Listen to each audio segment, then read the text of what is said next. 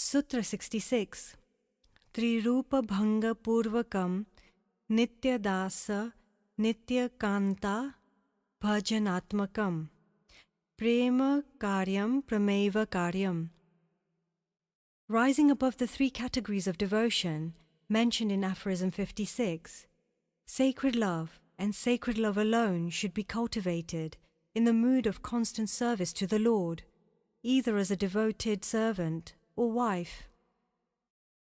In this aphorism, Sage Narad says that once the aspirant goes beyond the three qualities of material nature, tamas, rajas, and sattva, he should serve the Lord with sacred love.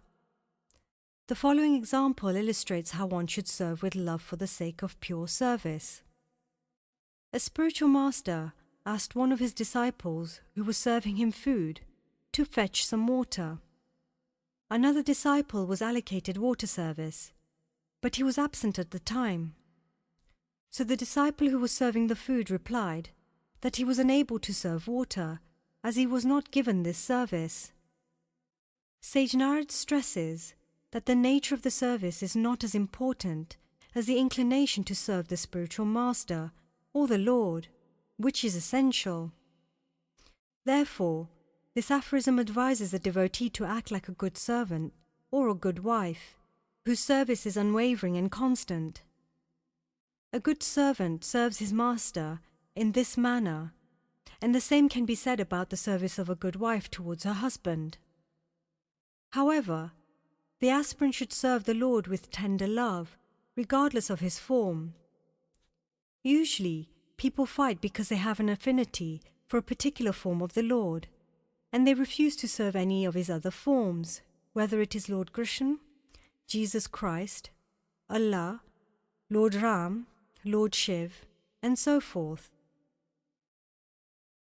The Bhakti Sandarbh, section 106, reveals a story from the Vishnu Dharmottar Puran of a landlord who was a devotee of Shiv.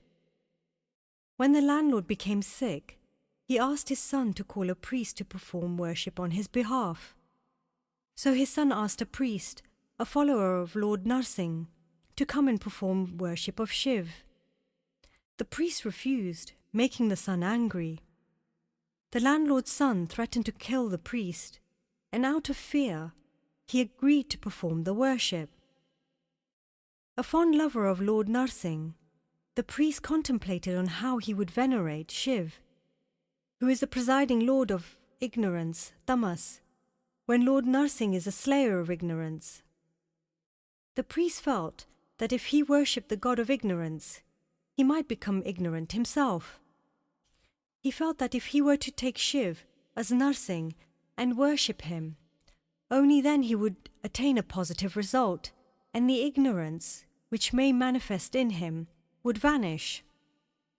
The priest proceeded with the worship of Shiv by chanting hymns to Lord Narsingh. Overhearing this, the landlord's son was filled with rage. He armed himself with a sword and charged towards the priest. At the same time, Lord Narsingh manifested from the Shiv deity and killed the landlord's son.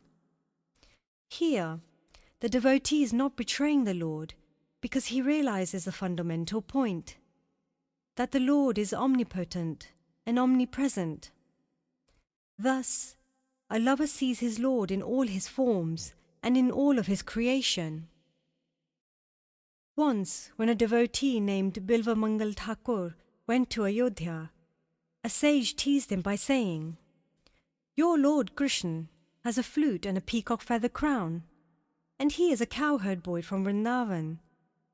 So have you taken shelter of the king of Ayodhya, Ram, and left that cowherd boy?"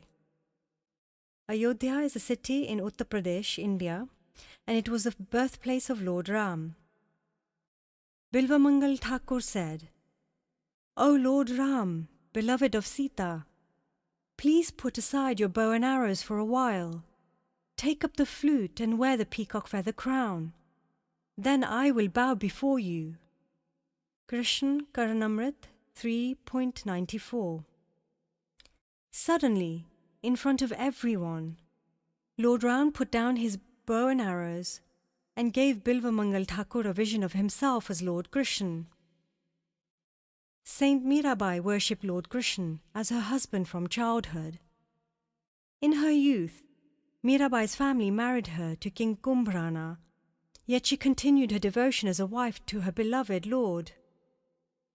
Once, her husband Kumbhrana became angry over an incident involving Mirabai, which he felt brought disgrace to the family honour. He told her to drown herself in the river, and Mirabai obeyed his wishes.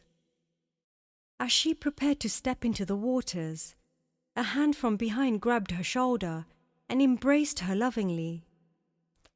Mirabai turned around and saw her beloved Krishna standing before her. The Lord smiled and whispered softly, "Your life with your material relations is no more now.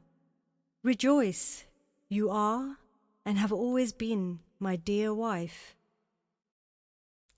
मेरे तो गिरधर गोपाल दूसरो ना कोई, जाके sir मोर मुकुट मेरो पति सोय, तात मात भ्रात बंधु आपनो ना कोई, छांदी दाय कुल की कानी कहा करिए कोई, संतन ढिंग बैठी बैठी लोक लाज खोई, चुनरी के किए टुक ओढ़ लेनी लोई, मोती मुंगे उतार बनमाला पोई, अंशुवन जल सींची सींची प्रेम बेली बोय, अब तो बेल फैल गई आनंद फल होय, दूध की मथनियाँ बड़े प्रेम से बिलाए, माखन जब काढ़ी लियो छाछ पिए कोय, आई मैन भक्ति काज जगत देखी रोय,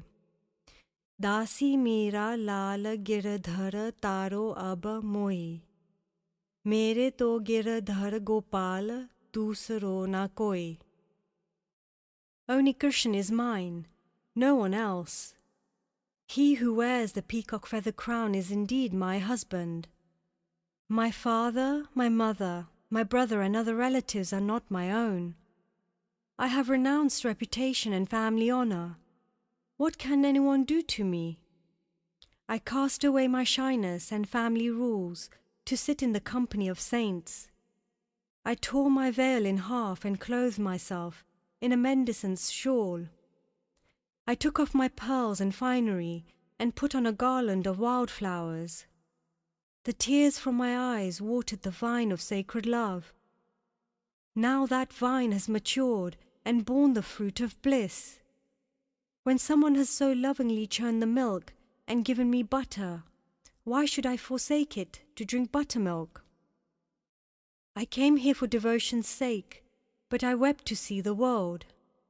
Please save me now, for I am your maidservant.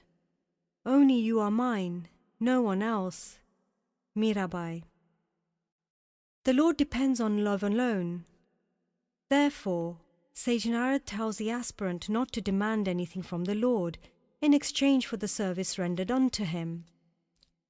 One can win Lord Krishna either by loving him as a servant or as a wife.